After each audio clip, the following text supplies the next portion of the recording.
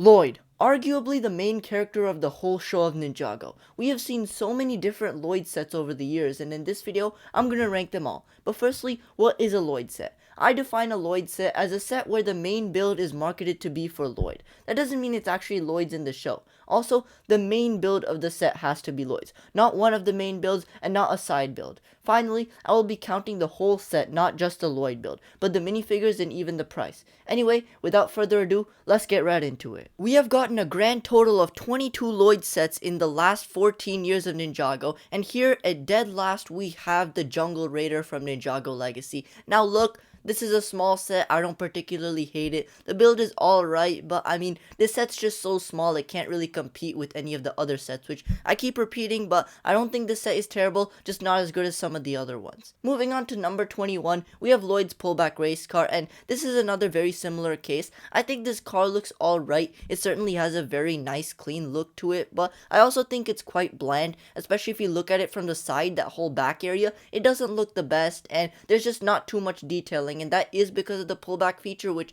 I think was integrated well enough, but at the same time, like, it's just not the most visually appealing thing, and it's a decent set, but again, just not as good as some of the other ones we're gonna see. Next up onto number 20, we have Lloyd's Green Forest Dragon, and this is yet again a very similar case. I think this dragon looks very good. I think the wings are a little bit big in comparison to the body, but it's not the biggest deal in the world, and I don't think they're too off proportion. Also, I think the body and the two-legged feel was done well, and an all-green dragon in a scale similar to the young dragon Ryu definitely looks really nice. The price on this set is definitely a bit iffy at $20, and the minifigure selection also isn't the best, but I like that yellow baby dragon Ryu recolor, so overall not a terrible set. It's just not the most innovative or amazing build, which is why it's not higher. Going on to number 19 now, we have Lloyd's Race Car Evo, and this car I actually kind of like. I think this one has a pretty decent and sleek look. I like all the Evo aspects which you can remove, so you can kind of like upgrade this car.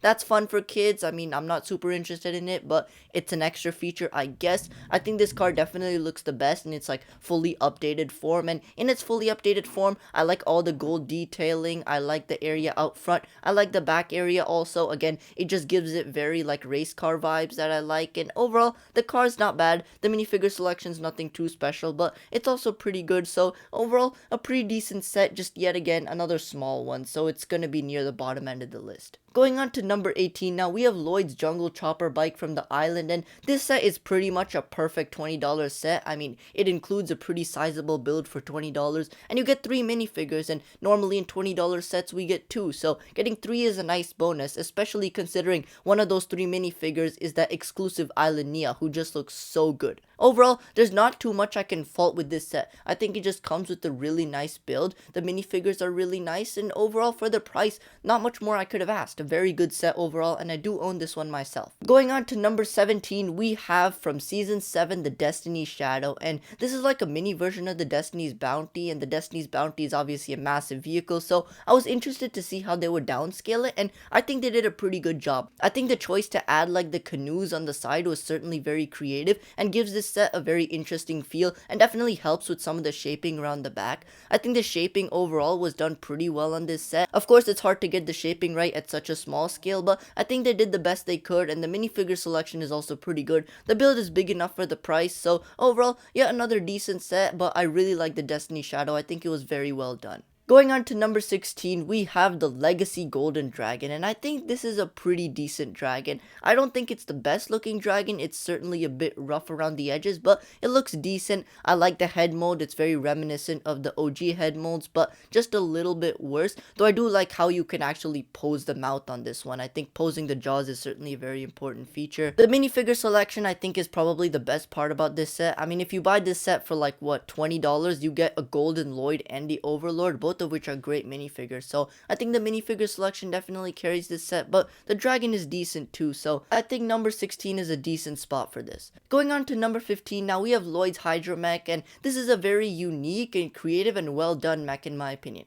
I like the shaping, I think it definitely fits the vibe of an underwater mech. I like the boat piece as like armor, I think that was very creative piece usage. The minifigure selection is pretty much perfect. I mean, you get a villain, you get Lloyd, you get an amulet, which was the collector's collectible of the wave, and this mech is posable and it looks good, so I mean it pretty much checks all the boxes, and on the side has a really creative and awesome looking mech, so that's why this set is near the middle of the list. Going on to number 14 now, we have the original Jungle Raider from 2015, and this is a very creative looking card that I really like. I think this is much better than the Legacy version because it's quite substantial. It looks a lot like the buggy. I like the shaping, and overall this car is just a very unique and fun looking car. The minifigure selection is absolutely fine, I mean no complaints for me, but this car just looks really fun, it has some nice shaping, it's substantial, so that's why this set is fairly high for its price. Going on to number 13, now we have Lloyd's Elemental Power Mech, and this set is one of the elemental mechs which I really like. One thing I really like about the elemental mechs is that they're not too big, but they're not too small. They're sizable, but at the same time they're posable, and nothing different here. This is probably my least favorite elemental mech, but it's still not bad. I love the way the feet are done. They're really creative, and the samurai helmet on top is also very unique. That being said, this set is not my favorite just because I don't really like the red on this mech. I think it doesn't fit with Lloyd's green and gold color scheme, and some of the other elemental mechs had really great design and shaping, especially Cole's and Kai's, and this set is a bit on the generic side. It's not bad, I just would have liked a bit more. The minifigure selection is absolutely perfect for this set, so it isn't bad, it's just a bit worse compared to some of the other elemental mechs. Going on to number 12 now, we have the Golden Dragon from 2013, and this was a great set back in 2013, and I still think it holds up decently today. It's all golden, which is still a very unique color scheme that I like. It comes with one of those amazing like molded rubber heads, which look really good but aren't the best for like posability. The wings are done in the original style, which I don't mind, but this dragon is far from perfect. I don't like how small the body is compared to like the head and the legs. They just feel a bit tiny, and that was the style of the original dragons, but we've just gotten so many better dragons to this day that I just don't think this dragon is the best, but I still think it's certainly very good and certainly very unique. This set came with the exclusive Golden Lloyd minifigure, which was fantastic, so not too many complaints from me here. This set has aged pretty well, so yeah, pretty big fan of this one. Going on to number 11, we have Lloyd and Aaron's Ninja Team mechs, and this one is a fairly big set. It's one of those big mechs that we get for Ninjago, and I don't know, I just feel like if you're gonna make a set that's this big and expensive, it has to be pretty good to justify that price, and this set is just I mean, I don't feel particularly strong about the mech. I like the shoulder pauldrons, whatever those are, but the shaping, especially like around the chest, isn't the best. I like those sandals, they're unique, but overall this set just doesn't do too much to distinguish itself from sets like Cole's Titan Dragon Mech or the Fire Knight Mech, and this is just a mid mech, which is not what I like to see at such a big scale. The combining feature with the smaller mech is okay, but like the minifigure selection is nothing too special, and overall this set's just kind of a mid set, which is why it's close to the middle of the list. Entering the top 10 now, we have the Green Energy Dragon from Skybound, and addressing the elephant in the room, the wings on this dragon are spectacular. I don't think we've quite gotten like shimmering gold wings like this ever again, and these wings just look spectacular on this dragon. But with that being said, the rest of this dragon is mediocre at best. I mean, I don't think the head is particularly good. I feel like it's a bit too long, and the bottom jaw is literally like two pieces. Also, the main body of the dragon is a bit chunky, and the legs aren't the best, and the hands are okay, but apart from the wings, this dragon is like nothing too special, which is why it's kind of dragged down. I like the fact that this set comes with a side wheel to fight against the dragon. I always love it when sets do that, and the minifigure selection is really good in this set. It's just the dragon is kind of mediocre. I don't feel particularly strong about it. It's not terrible, it's not amazing, so that's why this set is again close to the middle of the list. Going on to number 9 now, we have the Jungle Dragon, and this is the dragon that I really like. I love how much this dragon just feels like a dog. I think that's something that later Ninjago dragons have captured perfectly. It's just the personality. You see how this dragon has like a big tail at the back which can kind of wag like a dog. I think that was a nice feature. I like how this dragon has a tongue coming out of it. It just adds to like the dog feel. You have one side of the head that's angry and one side of the head that's goofy, so you can have this dragon in different modes, which I really like. The color scheme is fantastic with the teal and the gold, so this dragon is pretty much perfect for the scale that it's at, and I really love the personality they managed to pack into this one. Minifigure selection yet again is pretty good. I like that Lloyd, I like that Zane. It comes with a small side build for Zane, so overall this set was a great package for kids, and I really like this one mainly because of the dragon. Going on to number 8, we have the Golden Mech from Ninjago Legacy, and oh boy, This set is fantastic. Firstly, this is kind of like a unique mech because the mechs that we get are usually small $10 to $20 mechs like the Evo mechs or huge $80, $90 Titan mechs. So this set is somewhere in the middle. This set, if it released today, would probably be like $50 to $60, and at that scale we usually don't get mechs. This was also the first like decently sized mech to get knees in Ninjago, which I think is a huge accomplishment because it means this set has crazy posability, which just elevates this mech so much in my opinion. This mech has a really clean look. I like the way the torso is made, the hands are good, the legs are good. I like how when you put Lloyd in this mech, he fits pretty snugly, and the minifigure selection yet again is really good. I love General Kozu, and overall this mech is just a really good mech at that $50 to $60 scale, and the minifigure selection is backing this setup pretty well. So overall, a really nice set. Moving on to number 7 now, we have the Ninja Nightcrawler, and this is just a really slick looking car in my opinion. I don't think they really went wrong with this car at all. I love the shaping around the side, near the front. I like the swords that are coming from the back into the front. It has a nice play feature where you have these hidden stud shooters that you can kind of pull out. That was integrated well. The wheels feel nice, and the minifigure selection is also really good.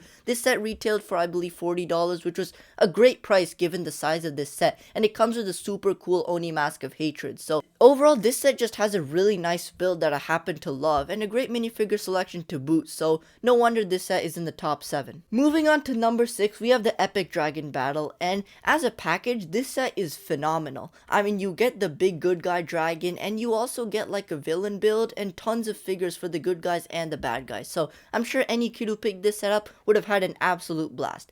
That being said, the main selling point of this set is the dragon, and I don't think it's aged super well. Now don't get me wrong, for 2012 this set was fantastic. Besides, with the parts they had and what they were trying to achieve and at what scale they were doing it, this was the best they could have done. But I don't know, we've just gotten so many big dragons since this set and they've just done it so much better. My biggest problem with this set is it just doesn't feel too organic. I mean, you can clearly see Technic, the legs just feel a bit small, the heads are clunkily integrated. I mean, I don't think they look the best the way they're attached. The play feature is nice, but I think it takes away a bit of the organicness from this dragon, and I don't know, this dragon, it just doesn't look the best. The minifigure selection in this set though was absolutely fire. You get 2 Serpentine Generals, Garmadon, and the Green Ninja, and the Great Devourer is pretty good too. It's just the dragon is not the best, and I feel like they could have made it better if it was released today. Going on to the top 5 now, we have another great dragon. We have Lloyd's Legendary Dragon, and this dragon is phenomenal. I love the shaping around the chest. I love how it gets thinner near the back. It's just so chunky. I love the shaping around the front legs.